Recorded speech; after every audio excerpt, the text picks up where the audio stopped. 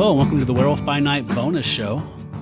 This is our second episode, and this is the first one that does not come as a free sample. So thank you, Patreons, for supporting us, and we hope you appreciate it. Anything that you'd like to hear us review or any kind of content you'd like to hear on the show, let us know, because this is something that is specifically for you, literally. So we're going to be starting off, like we said, talking about some other comics we're reading, some werewolf multimedia, some music and stuff like that.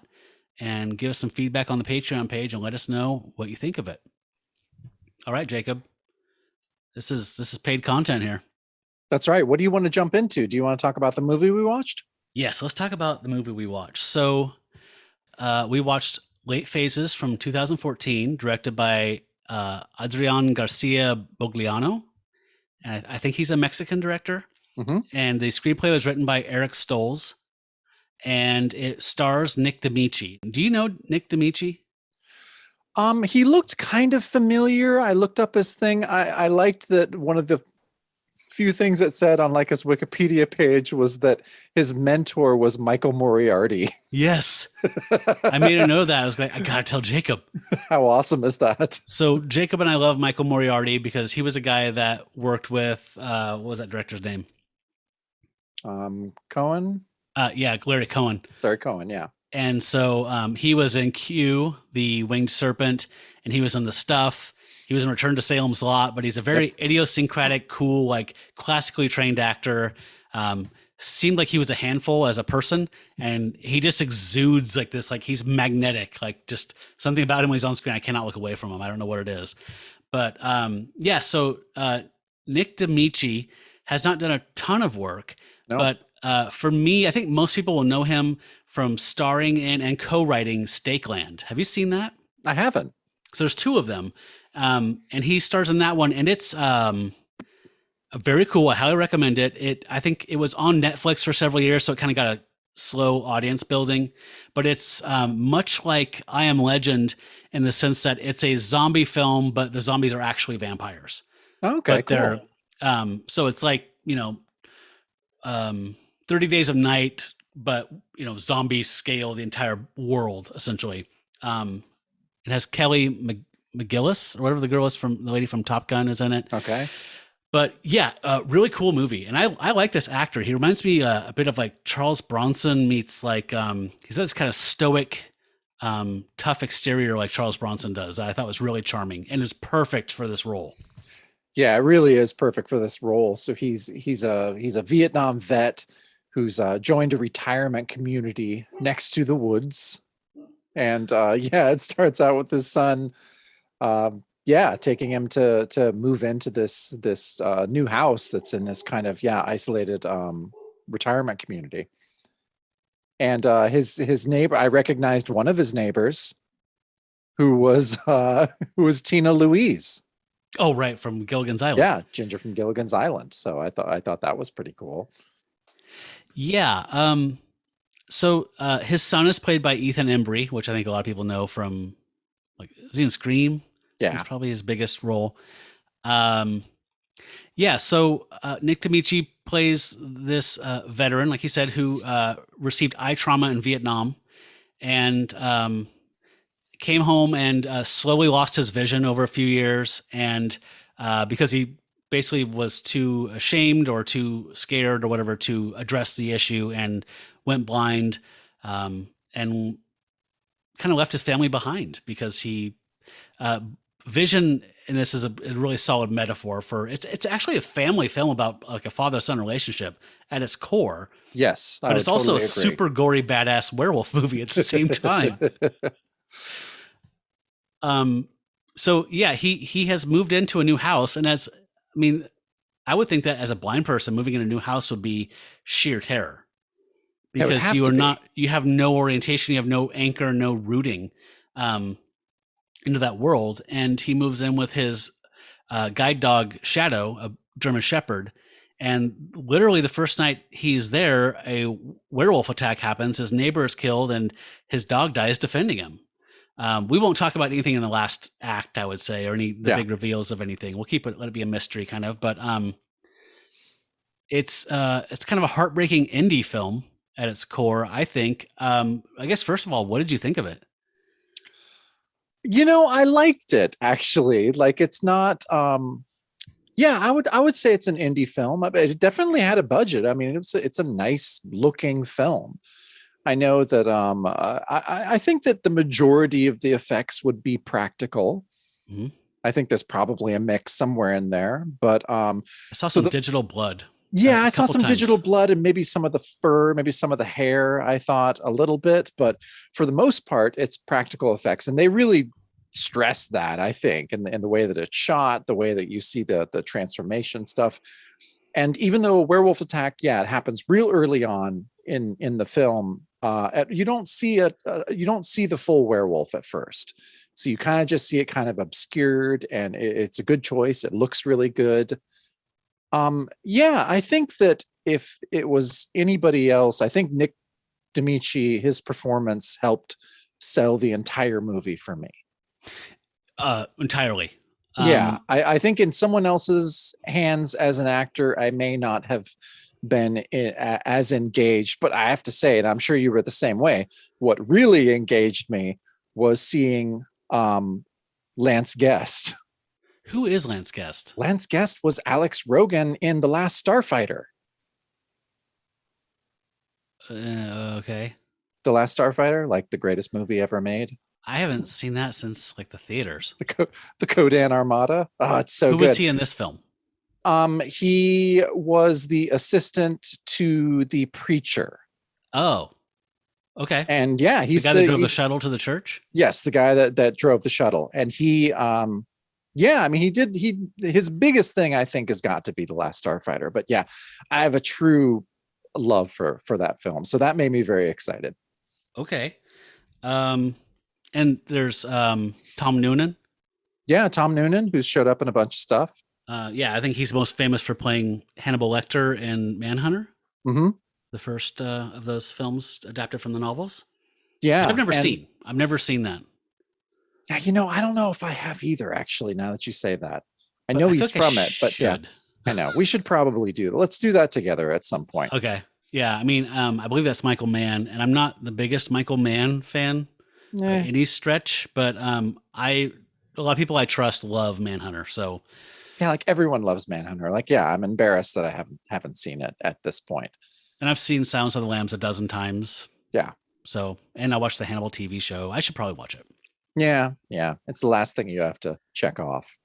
But I agree with you. Nick Damici's turn in the star here as the gruff, sometimes comically gruff veteran. Uh, he's so sorry. Hi, I just want to say you look pretty. me? Yeah, did you? Are you wearing makeup? No. Oh, you just look hot. What an asshole. Hey, Jacob. Hi, Renee. He says hi, Renee. Sorry. Bye, guys. No worries. So sorry. Hey, who did we say? Remember when we were watching Late Phases and you said, "Oh, babe, I'm talking to you." Oh yes. Nick Damici looks like Charles Bronson crossed with who was the other actor? Oh shit. Charles Bronson and the guy from.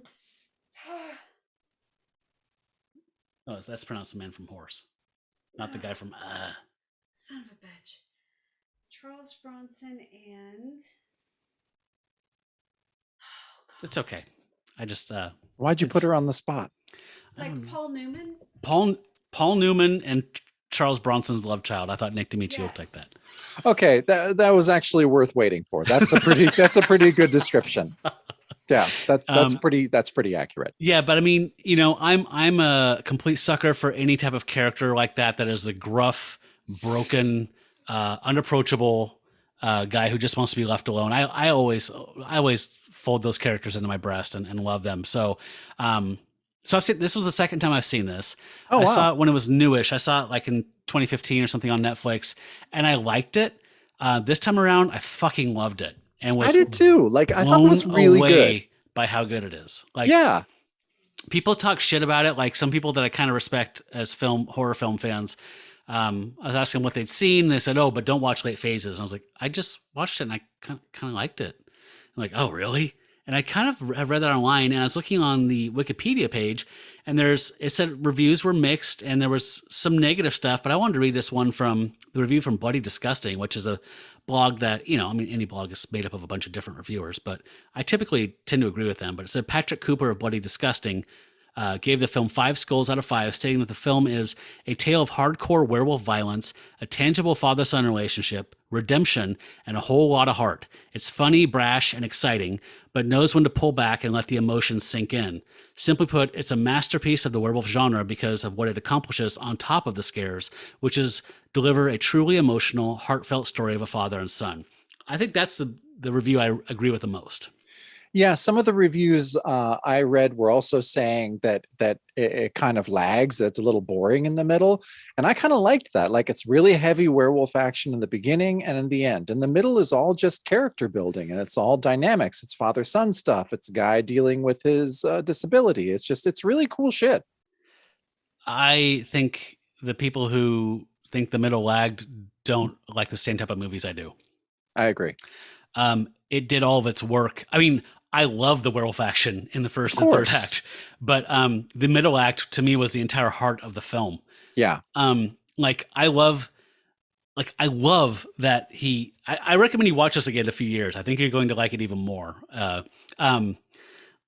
His dog gets killed that first night along with his neighbor, and he's covering his dog up or whatever, and his son and daughter-in-law come out and check up on him, and they're concerned the police are there, and someone mentions a full moon, and you see this kind of expression. He just very small movement where he kind of turns his head and asks a question, and you realize this fucker figured this out just then. Yeah, right away. He immediately, you get to see like this kind of like not a TCB montage, but like he starts pacing off his room, like 1, 2, 3, 4, 5. Here's the lamp. 1, 2, 3, 4, 5. And he starts learning shit, and he has a plan. He has 30 days. Like, this dude knew from the get-go. We don't know why.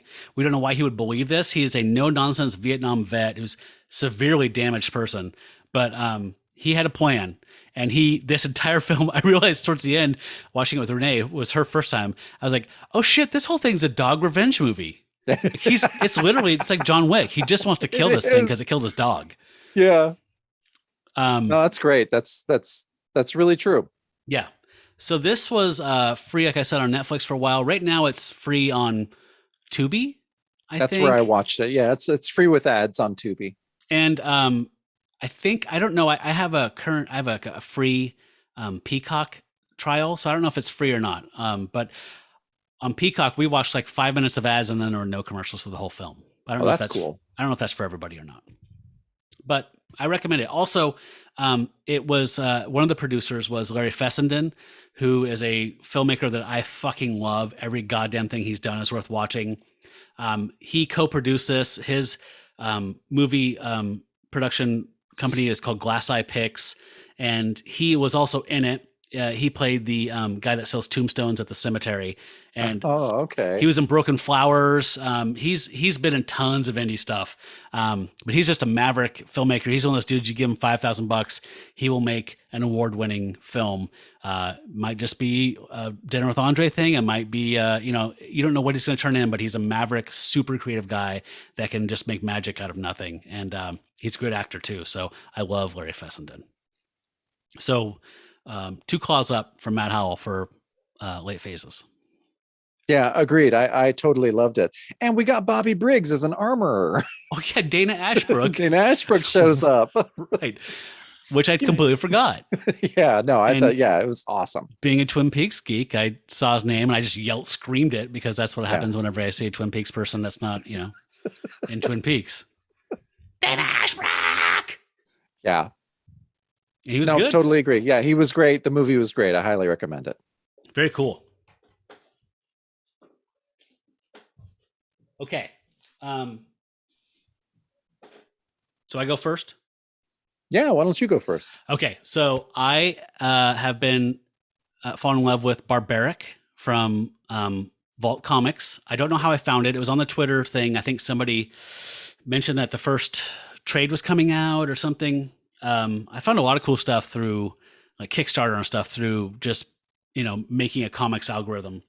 But this was written by Michael Morisi, and it was drawn by Nathan Gooden, who I believe is also the guy that the publisher himself, and with colors by Addison Duke and inks by Addison Duke and colors by Jim Campbell. And this thing, I'm going to throw some art up here in the video version, but the closest I asked you, Jacob, who you thought this might look like. I'm not super good with modern artists, but Not either. the one thing I could think of, like when they start drawing demons and undead and some kind of the crazier stuff, reminds me of like Raphael Albuquerque from okay, American yeah. Vampire. For sure. So again, we're sticking some of these pictures up in the feed so you can see this, but I love the premise of this book. The elevator pitch would be if Garth Ennis wrote Conan the Barbarian and Conan was on some type of BPRD Hellboy case. So the premise is there's Owen the Barbarian, who is a irredeemable barbarian who's had a life of killing and rampaging and whatever, and he gets at death's door. He is accosted by 3 witches who show him hell and all the stuff he has to answer for when he goes, and curse him to be forced to roam the earth with immortality. And he is compelled beyond any kind of will to serve people who are in need. So he has to help people. And his axe, which is named Axe, is actually sentient, and it is bloodthirsty. It gets drunk on blood, and it talks to him, but he's the only one that can hear it. So there's a lot of comedy of like him in a bar getting drunk and the thing saying, "Let's get out of here. I need to get drunk." There's tons of cussing. It is ultra violent, super violent. It's also oddly got a heart behind it though at the same time. So it's really violent, really funny, and kind of endearing in a really weird way. So the first volume is called Murderable Offenses, and I am so fucking stoked to get the second one. The setup for the next volume is so exciting. I'm jacked. Like I'm gonna buy a shirt just based on the first. This trade is a hardcover trade. You can get this through Amazon or anywhere else, and it collects the first 3 issues, which are kind of long issues. But I loved it. Huge fan. So can't recommend this one enough. If violence, filthy cussing, and lots of demons and monsters and Hellboy BPRD types of like antagonists are your thing, you'll love Barbaric. Oh, it sounds great. No, I'm anxious to read it. Yeah, I guess for my comic recommendation for this week, I had to go with if you're listening to this, you probably have listened to our first season that we did on Werewolf by Night, and Matt and I talked a lot about our love for the Filipino artists of the 70s that came over, did wonderful work for DC and Marvel, the Black and White mags, and that my personal favorite, Alfredo Alcala, and we had kind of lamented on some episodes that there's just no one's done a real like historical piece on a lot of these guys, and they were so influential and so important, but seem to have the least documented about them of any comic artists.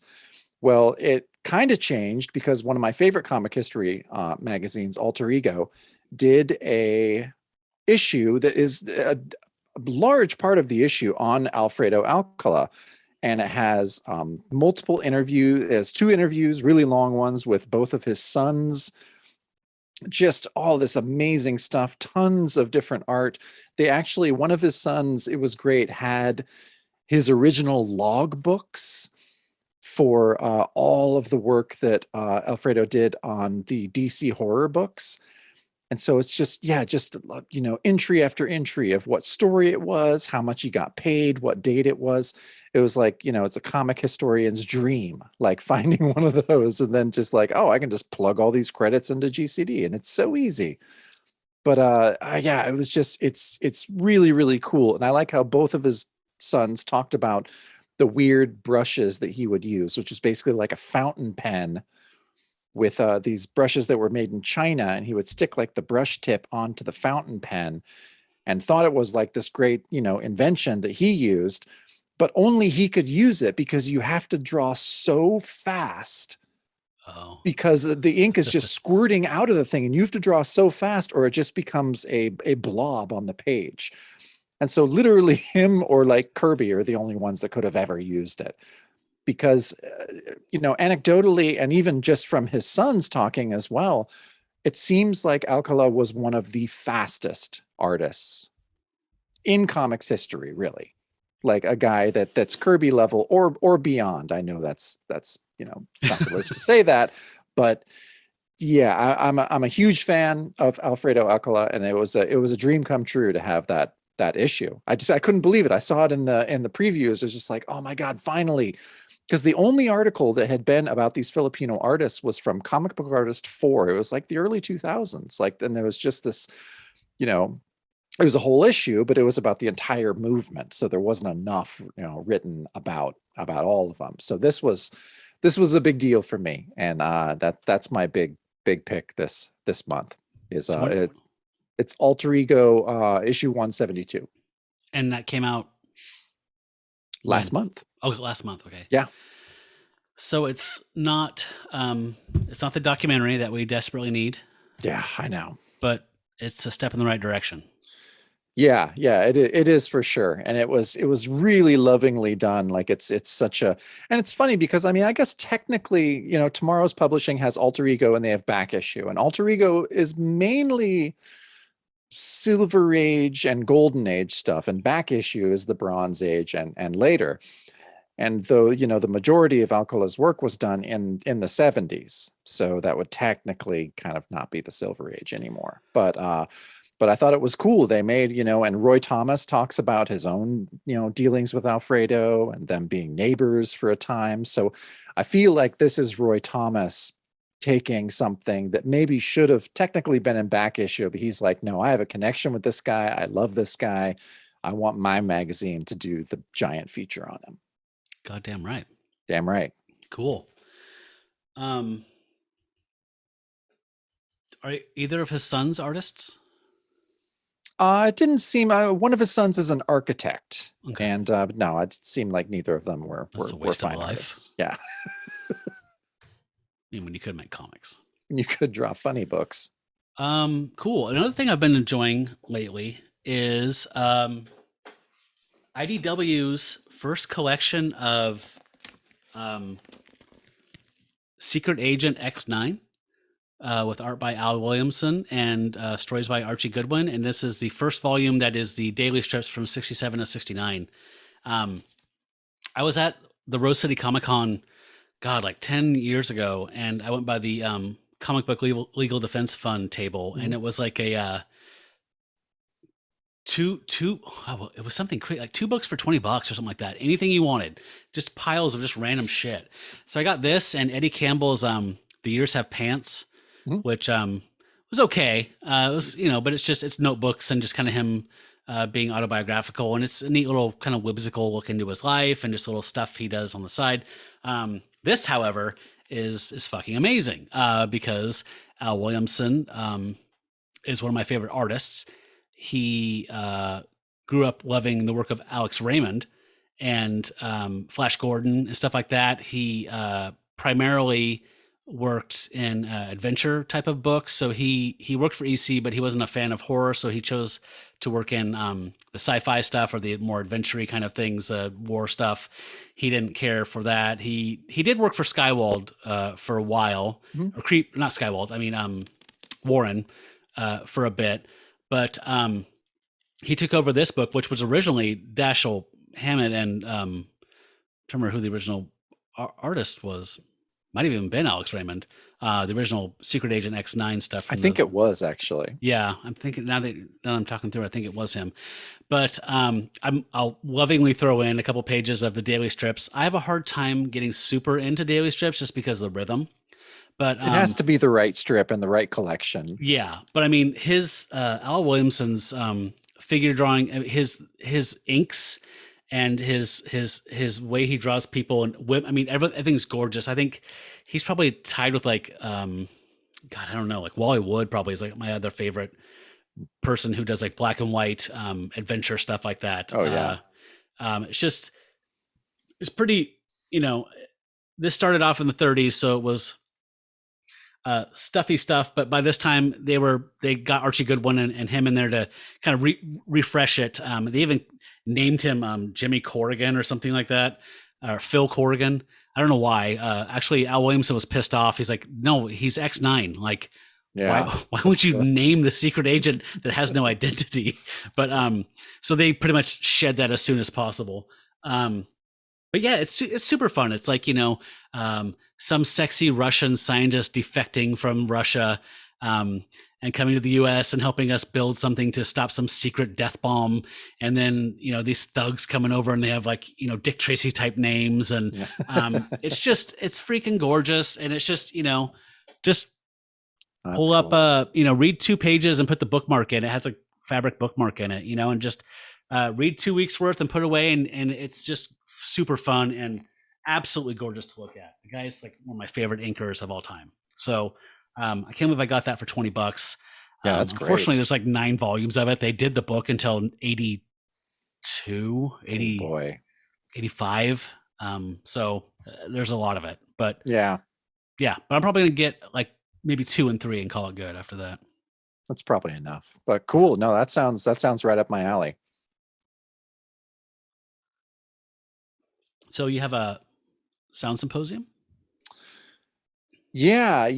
I didn't bring the records, but that's okay. So there's this I think, Matt, you and I both kind of have a love for 60s like instrumental kind of cheesy, almost Muzak or like elevator versions of songs we like, and 60s songs. Very much. Like the Ray Conniff Singers or Enoch Light is another one of that I love. And we love that shit. There's something really comforting about it to me. It's like if my mental health is kind of declining, it's like all I want to listen to are syrupy, weird elevator versions of like Monkees songs. And so but so there's this band I found. None of their stuff is streaming anywhere. Like I think it's up on YouTube, but it's a group called the Sound Symposium, which is basically just this one guy named Paul Harris who arranges these versions of these songs. So the first 2 records that the Sound Symposium put out is Paul Simon interpreted and then Bob Dylan interpreted. And so the Paul Simon record is, it was put out in 68. So it's all Simon and Garfunkel stuff. And it's so good.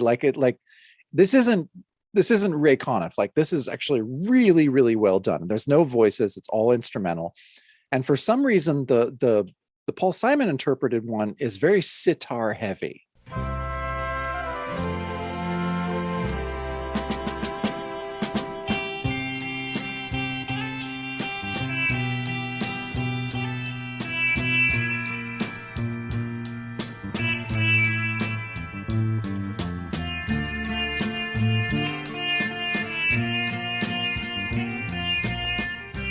And it's such a weird stylistic choice, but it makes it one of my favorite records to listen to.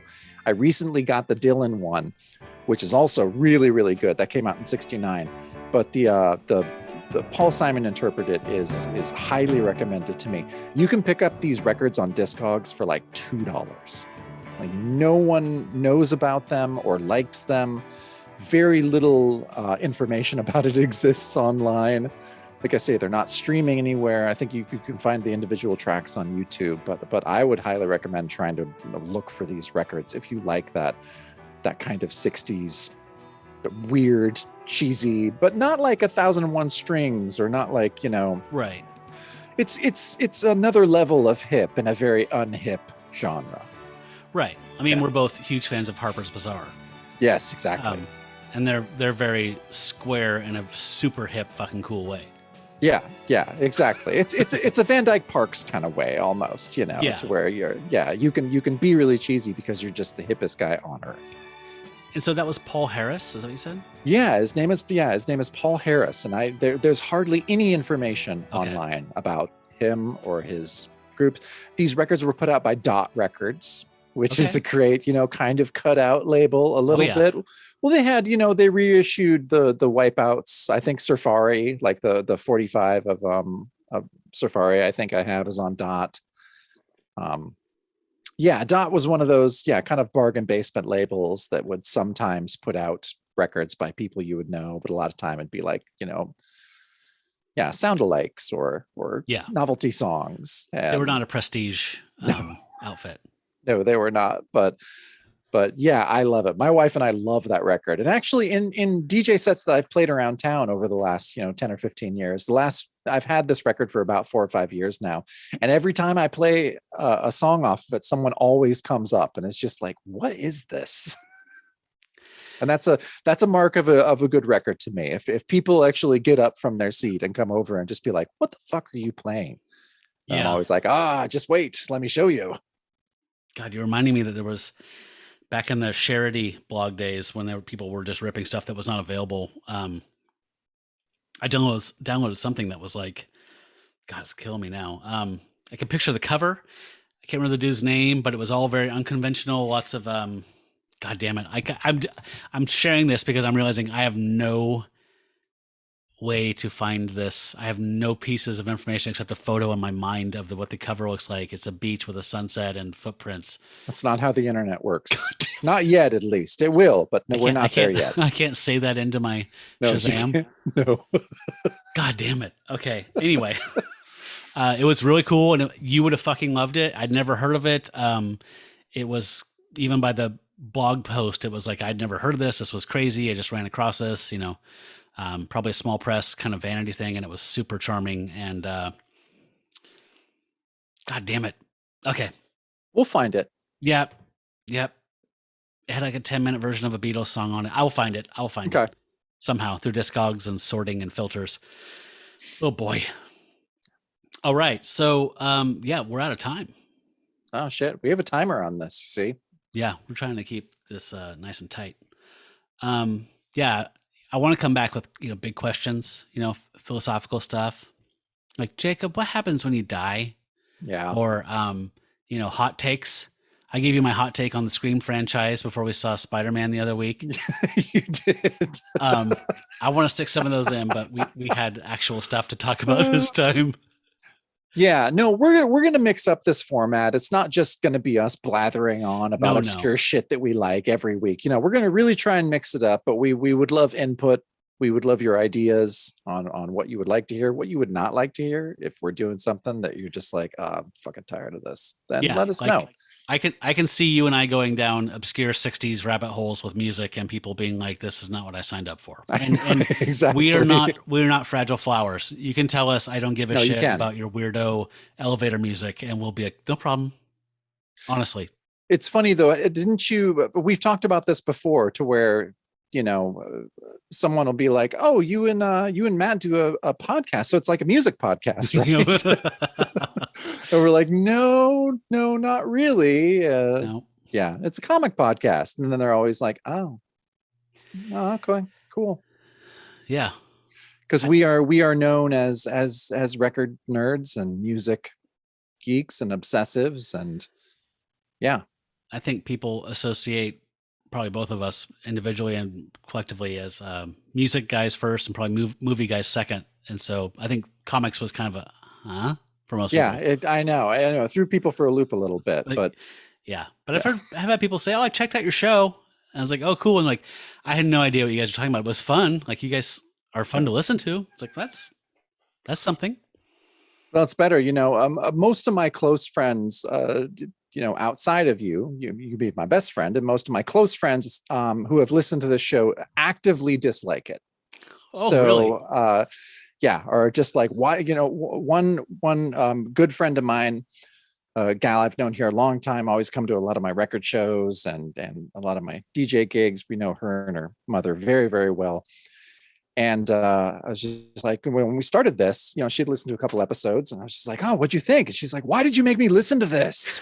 Wow. Like, I was just like, well, it's not for everybody. Clearly. If you don't want to hear guys going panel by panel on a weird 70s comic, then it's probably not for you. Yeah. So to wrap up, we kind of want to go as far as, I think the only constant will be Werewolf Multimedia. Yes. I think aside from that, it'll be a rotating cast of stuff. Whatever we're excited about or angry about. Maybe I don't know, but I don't know. I kind of want to go new to old with a. Some people don't like watching those Poverty Row movies where you can hear I know. the tape over the dialogue, and some people don't like the new movies as much. So I'm trying to kind of shake it up. So if you guys have suggestions for what to watch next, go on to Patreon and start a thread. And I think you can start threads on there and just say, hey, why don't you guys? I know you can comment on. Our friend Tim Tucker said watch Dog Soldiers, and I have a conversation going on there. And so if you have something you want us to watch next, by all means, let us know. And thanks again for the support, guys. We'll be back next week. And for the bonus show, we don't have an outro. So I'm Matt Howell. No, I'm Jacob Balcom, and we're going to come up with a better outro. I had one last week, right? And that's the bonus show. Yeah, we were going to workshop that, though, remember? We didn't know that yeah is new. Okay, yeah, the yeah is new. Okay. All right. Talk to you guys next week. Bye. I think that couldn't have gone better. Oh, that was good.